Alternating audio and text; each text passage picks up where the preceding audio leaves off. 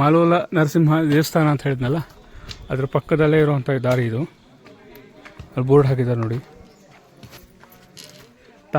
ಕೊಲ್ತಾಲಿ ಪಕ್ಕದಲ್ಲಿರೋ ದಾರಿ. ಈ ದಾರಿಲಿ ಹೀಗೆ ಮುಂದೆ ಹೋದರೆ ಪ್ರಹ್ಲಾದರಾಜರು ಅಧ್ಯಯನ ಮಾಡಿದಂತಹ ಜಾಗ, ಅಂದರೆ ಅವರ ಗುರುಕುಲ. ಯಾವ ಚಂಡಾಮರ್ಕರು ಹತ್ರ ಅವರು ವಿದ್ಯಾಭ್ಯಾಸಕ್ಕೆ ಹಿರಣ್ಯಕಶಿಪು ಹಾಕಿರ್ತಾನಲ್ಲ, ಆ ಜಾಗಕ್ಕೆ ಹೋಗುವ ದಾರಿ.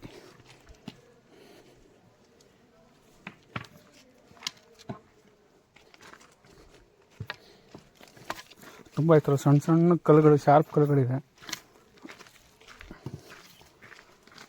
ಸ್ವಲ್ಪ ಸ್ಲೋ ಆಗತ್ತೆ ನಡೆಯೋದು. ಈ ಥರ ಕಲ್ಲು ಬಂಡೆಗಳಿರುತ್ತೆ, ಪಕ್ಕದಲ್ಲೇ ಮೆಟ್ಲು ಹಾಕಿದ್ದಾರೆ.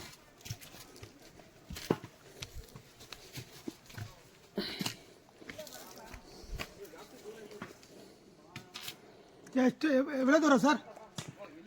1 kilometre.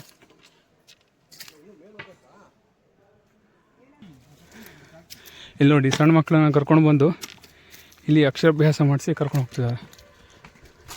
ಅಕ್ಷರಾಭ್ಯಾಸವಾ? Very good, very good.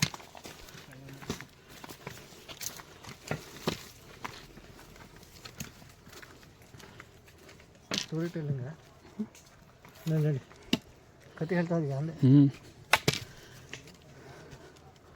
Ahobala ಕ್ಷೇತ್ರ ಮಹಾತ್ಮ್ಯ. ಅಹೋಬಲ ಇದನ್ನ ಕ್ಯಾಮ್ರಾದಲ್ಲಿ, ಯೂಟ್ಯೂಬಲ್ಲಿ, ವಿಡಿಯೋದಲ್ಲಿ ನೋಡೋದಕ್ಕಿಂತ ಖುದ್ದಾಗಿ ಬಂದು ಅನುಭವಿಸಬೇಕು. ಆಗ ಸಿಗೋ ಸಂತೋಷ ಹೇಳಲಿಕ್ಕಾಗಲ್ಲ.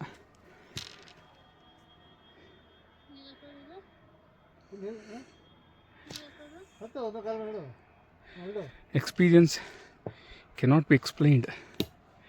It has to be experienced.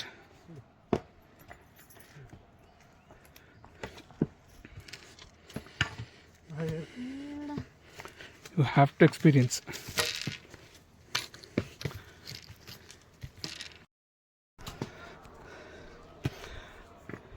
ನಾವು ಕೆಳಗೆ ದೇವಸ್ಥಾನ ದರ್ಶನ ಮಾಡಿದ್ವಲ್ಲ ಪುಟ್ಟಣ, ಸರಿ ಬಾ. ದೇವ್ರ ದರ್ಶನ ಮಾಡಿದ್ವಲ್ಲ, ಆ ಜಾಗ ನೋಡಿ ಇಲ್ಲೇ.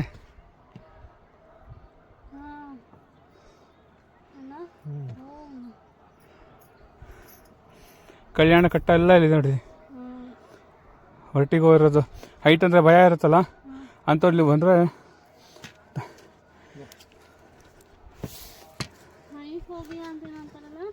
ನಿಮ್ಗೆ ಗೊತ್ತಿಲ್ಲ. ಹೈಟಿನ ಭಯಕ್ಕೆ ಏನು ಹೇಳ್ತಾರೋ ಸಮಥಿಂಗ್ ಇದೆ ಹೆಸರು, ಓದಿದ್ದು ಮರ್ತೋಗಿದೆ.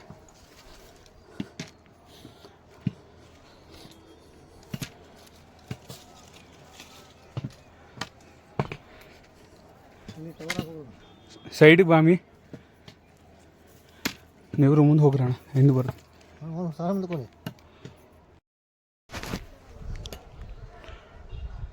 ಕೆಳಗಡೆ ನಾವೇನು ಗುಡಿ ನೋಡಿದ್ವಿ, ಆ ಗುಡಿ ದೇವಸ್ಥಾನ ಈಗ ಅಹೋಬಲಂ ದೇವಸ್ಥಾನ. ಪ್ರಹ್ಲಾದ ಸ್ಕೂಲ್ಗೆ ಹೋಗುವಾಗ ಕಾಣುತ್ತೆ ಗುಡಿ ಗೋಪುರ. ಅದು ಕ್ಲಿಫ್, ಇದು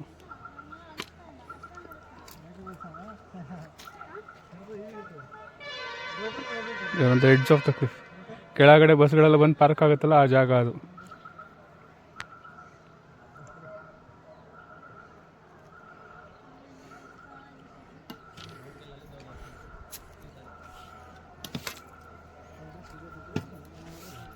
ಮೆಟ್ಲು ಇಳಿಬೇಕಾದ್ರೆ ಮಾತ್ರ ನಿಧಾನವಾಗಿ ಇಳಿಬೇಕು.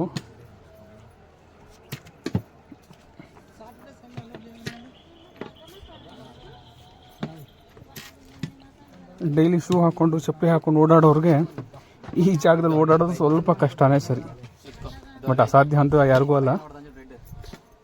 ಏನಾಯ್ತು ಏನಾಯ್ತು?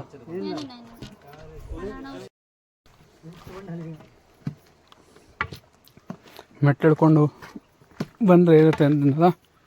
ಸೊ ದಿಸ್ ವಾಸ್ ಗುರುಕುಲ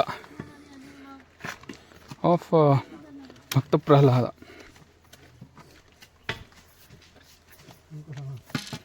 ಭಕ್ತ ಪ್ರಹ್ಲಾದರ ಸ್ಕೂಲ್.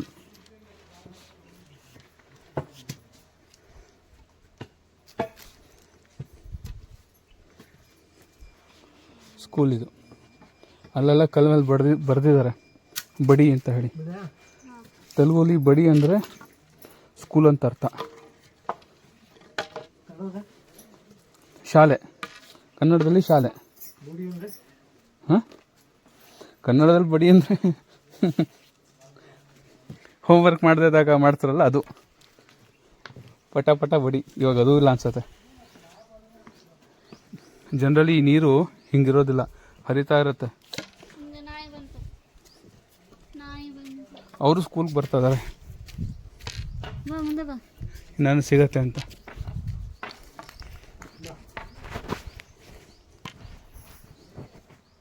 ಅಲ್ಲಿ ನೋಡಿ ಬಡಿ ಅಂತ ಬರ್ತಿದ್ದಾರೆ.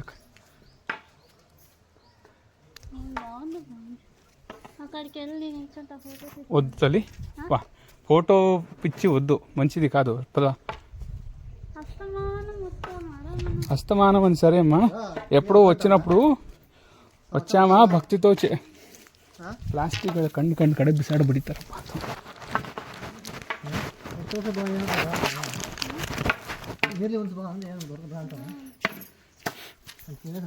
ಇದಾನ ಬಂಗಾರ ಪೂರ್ತಿ ಶಾಲಾ ಪ್ರಾಂಗಣ. ಇದು ಎಷ್ಟು ವಿಶಾಲವಾಗಿದೆ ನೋಡಿ. ಸಣ್ಣದಾಗಿ ನೀರು ಹರಿತಾ ಇದೆ.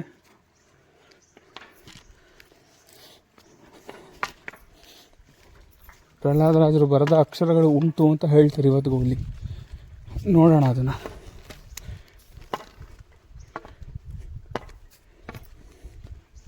ಇದೆ ಅಲ್ಲ ಪ್ರಹ್ಲಾದರಾಜರು ಬರೆದ ಅಕ್ಷರಗಳಿವೆ ಅಂತ ಹೇಳಿದ್ರು. ಮುಂದಿದೆ ಅಲ್ಲ.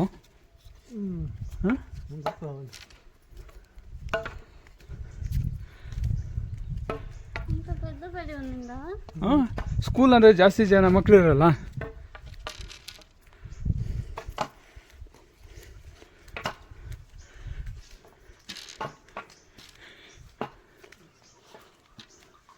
ನೋಡಿ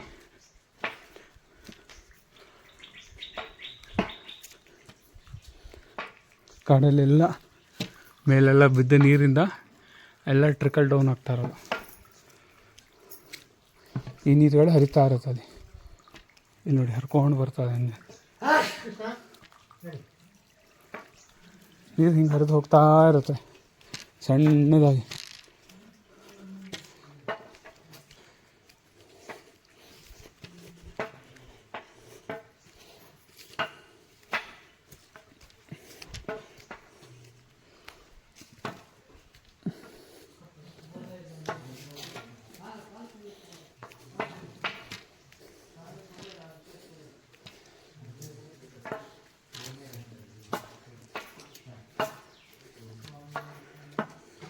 ರೆಡಿ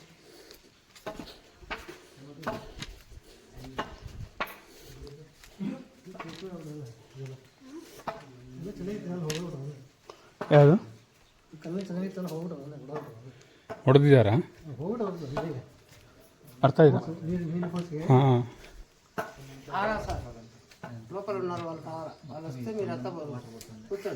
ಸರಿ. ಒಳಗಡೆ ಇದ್ದಾರಂತೆ. ಅವ್ರು ಬಂದಮೇಲೆ ಒಳಗೆ ಹೋಗಿ ಅಂದರು.